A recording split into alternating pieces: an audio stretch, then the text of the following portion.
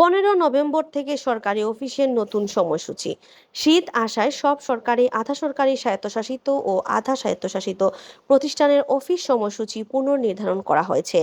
আগামী 15 নভেম্বর থেকে দেশের সব সরকারি, আধা সরকারি, স্বায়ত্তশাসিত ও আধা স্বায়ত্তশাসিত প্রতিষ্ঠানের অফিস সময়সূচি সকাল 9টা থেকে বিকাল 4টা পর্যন্ত।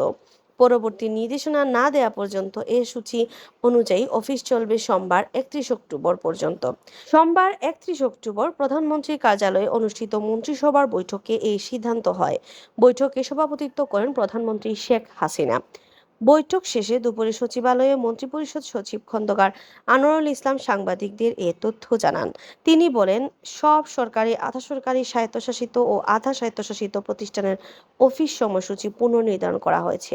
শীত চলে আসায় আগামী 15 নভেম্বর থেকে দেশের সব সরকারি, আধা সরকারি, স্বায়ত্তশাসিত ও আধা স্বায়ত্তশাসিত প্রতিষ্ঠানের অফিস সময়সূচি হবে পরবর্তী নির্দেশ না দেওয়া পর্যন্ত সকাল 9টা থেকে বিকেল 4টা পর্যন্ত।